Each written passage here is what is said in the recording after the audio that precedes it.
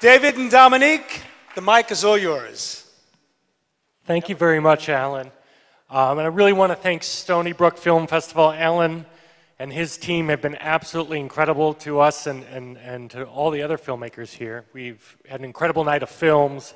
Thank you to the volunteers as well. It's really an incredible film festival. You guys are, this is my first time here and I'll be back. So, thank you. So remember, you can also tweet your questions to hashtag SBFF. And do we have any questions? We got a question. The question is, where did this story come from? It was about 6 years ago I lost my father, and I was very close with him. And I think we all experience losses in our life, and losses all take different shapes and forms. And this was really hard and severe on me. And I remember after his passing, I really felt like I was living in two different worlds. The world would go on, and I had this huge crater in it. And I would watch a lot of reality shows. I guess as a way to numb my feelings a bit. And I would watch The Bachelorette.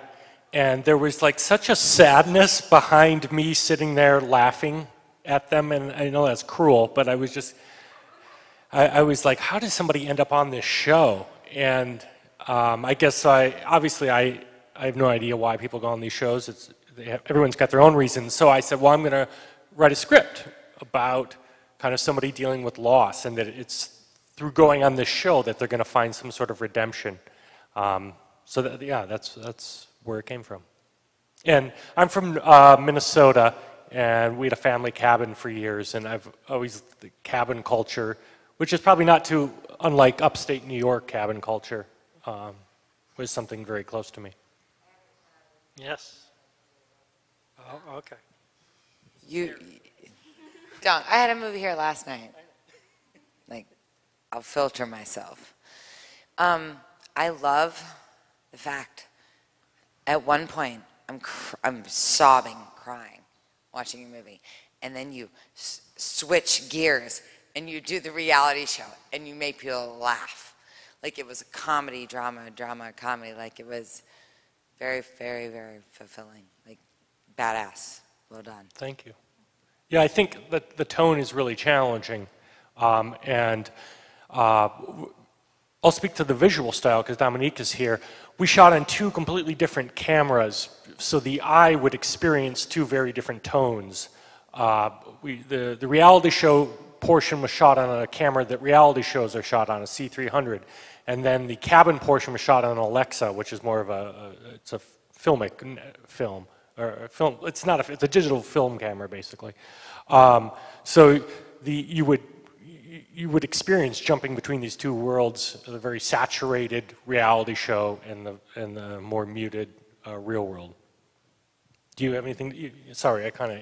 Well, no, I mean, in addition to different cameras or different lenses, which we use older 70s lenses, standard lenses, and for the Minnesota with like the real life, and for any of the reality show stuff, it was more of their zooms, so it feels a little bit more artificial, along with the lighting was supposed to feel very different, so the viewer would definitely know what world they were in.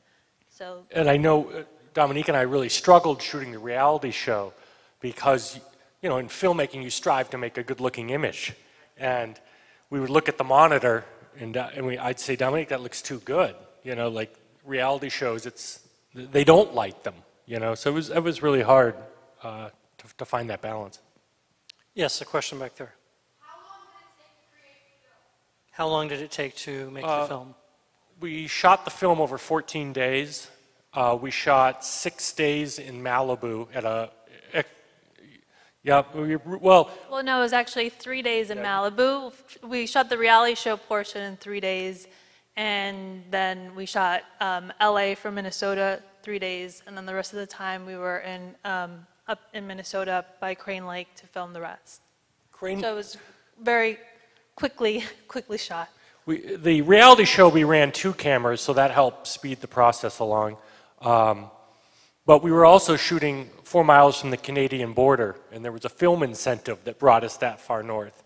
And, you know, there is the question of was it worth it? I think it is visually, because cabin culture in Minnesota is become very suburban. There are cabins on top of each other. So to find a place where there's space between cabins, you had to go that far north.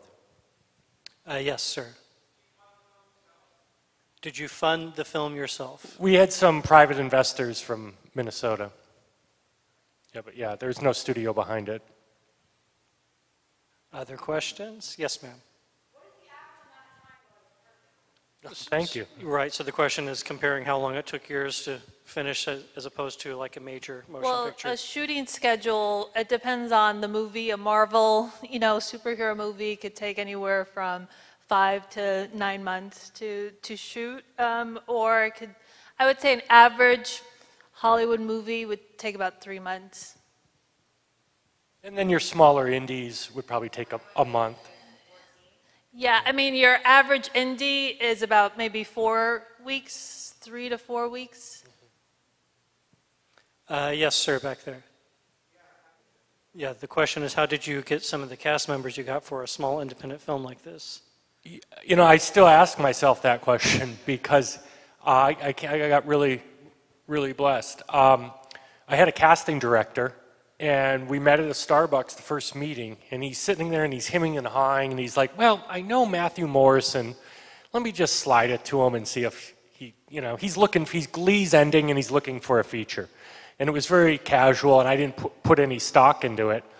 And then a week or 2 weeks later, Matthew said, yeah, this is something I want to do.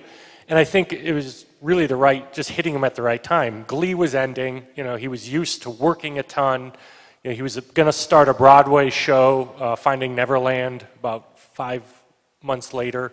So it was kind of, he wanted something to do. And then once Matthew came on, then I was able to go out and get Sarah Chalk, and then they brought in their friends. John Doerr, the basketball coach, was a friend of Sarah's. Laura Bell Bundy was on Broadway with Matthew for years, or a year on Hairspray. So she came in as the reality show,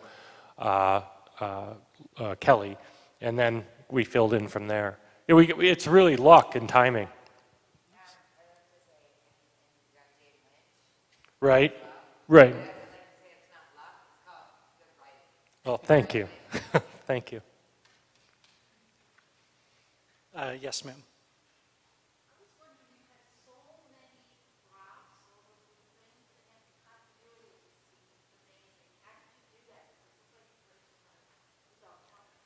Right, the question is about the continuity with all the props in the cabin. How did you keep all that together? I'll speak to the props. You talk to the continuity. We did that with the script supervisor. She was very good and very on top of things, a lot of pictures. And just, there were different stages in the script. And of course, we weren't shooting in any type of order because of actor availability. We had terrible thunderstorms. It wasn't an easy shoot, but so the script supervisor, I would say, was probably the key person to kind of keep track of things, and the production designer, and the props came mostly from my mom's basement and my storage locker. Oh, and also Crane Lake, the Crane Lake community in up northern Minnesota was very excited for us to be there. The entire crew stayed at Nelson's Resort, which is where we shot. And we became a little family there. So one of the fishing guide, the local fishing guide, donated a lot of his props and his taxidermy and things like that. So, yeah. Yeah, it was pretty remarkable how supportive the community was up there to us invading it for those days. The lake did rise. I don't know if you noticed, one terrible continuity that bugs me so much. The lake rose 4 or 5 feet while we were there because of a terrible thunderstorm. And so the dock, you'll see, is underwater in some scenes and not in others. Yeah, the dock drifted away. And then several props floated away and were lost. And then a ton of mosquitoes were hatched, and everybody had to wear mosquito nets that was behind the camera because Dominique would be, yeah, the Well, mosquitoes no, were it made me ravenous. claustrophobic, so I couldn't you wear it. were, But yeah, a lot of people were bit, and a lot of the actors, sometimes I would have to swap, you know, just being so close to the actors, I would say, hold on, because there's a huge mosquito biting Sarah Chalk's forehead, so we would have to stop every so often for that. Yes, sir. Right, the question's about having Jane Lynch and Matthew Morrison in the same That's a good scene. question, because we did discuss that. Initially in the script, the doctor was written as a man, and Matthew's like, you know, Jane will work one day. Jane's a character, and she knows what she wants to do, and she said, you know, I'll do it one day. What do you want me to do? And I just felt that they do have an on-set chemistry that's kind of fun. I mean, even if it did turn people away, there was kind of she kind of comes out of nowhere. So it's kind of, I don't know, it's playful. And, you know, the doctor has kind of a weird, is delivering weird parts of the story. And so it doesn't feel like, oh, we're just getting hit on the head with story. That I knew Jane would have a comedic timing to kind of make it a little more playful, so you're not saying, oh, this scene is just furthering the plot. You know? Yes, ma'am. Right, you're talking about the end of the movie. What was the concept of her just tossing all those things into the lake? Well, I suppose it's up for interpretation, and I won't say there's anything right or wrong, but I guess I feel as because she was so meticulously accounting for everything, and since my father's passed away, I've lost several other family members, and my storage locker is growing, and I have all this stuff, and I'm so confused by it. I don't know what to hold on to. I don't know what to let go of, you know, and so there's something so freeing, I think, in my mind of just saying amen to it all and walking away. And so I think for me that's what that moment is trying to unburden herself. I do have issues with the littering. That's something that bugs me. It's like, well, I don't think Kate's character would litter. And in fact, we had people in canoes waiting on shore. As soon as we said cut, they'd go out in the canoe and pick up, there were boxes filled with logs and bricks, so they would sink. So. Other questions? So she's asking about the scene with Sarah and yeah, young that scene was in the movie. I'm sorry, I cut you off. The question was about the scene when the little boy comes on to Sarah Chalk, whether or not where that came from. A version of that was in the script. It was a little more intense, where he reaches for her hand, and he sets the music in the beginning of the scene to a more of a smooth jazz. And I guess the scene came from two places. One, I wanted this kind of quirky levity at that moment, because Sarah did such a wonderful job of just carrying the sorrow of the experience, and I didn't want the whole cabin portion of the movie to be all sorrow. And I also wanted a scene that had kind of Sarah being able to think and talk about her father. And she finds it with this little boy. She's not really getting that with her boyfriend, and he is trying to navigate how to handle this grief as well with her. And he's kind of gone a different route by hiring a basketball team. And so that here at this moment, she kind of is able to just share a memory of her father. And so I wanted that scene. And this little boy, I think, he's quite mature, I guess. Yeah. Just one or two more questions. Yes, sir. So both questions are about reality shows. Did you find yourself trying to mock it or not mock it? And also, did you gain more respect for reality shows trying to create a fake one? I'll say that was a huge discussion between Dominique and I. We watched a lot of reality before the show, the filming, because we specifically did not want this to be a parody. We did not want it to be an SNL sketch. So walking that line is really hard, especially when you hire comedic actors. Tony Cavallero played Reg, and he's the guy, the surfer dude. I don't know if we succeeded or not. in that respect. I think I did gain more respect for reality shows because I don't know, I still watch them, you know.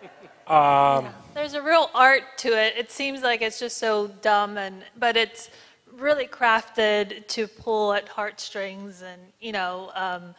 But I think we were actually really trying to be true to the medium, and I think it's just funny. It's a funny medium, so I guess we were pretty true to it, I guess. Yeah. And Dominique was really, she helped me with a lot of the visual aspects of the reality show, like the lower thirds, the names coming up, the hashtag, like figuring out, okay, how does it not become distracting? How does it not become a joke? How does it feel like we're shifting tones? So what is the future of this movie? When can other people see it? Good question. We are doing the festival circuit. We've just kind of started. This was our third festival. And so we're going to do a few more, and I'm waiting to hear back from distributors. I have some offers. Yeah, and thank you guys for coming out to a film festival. Yeah. David Anderson, Dominic Martinez, thank you very much. Thank you. Thank you.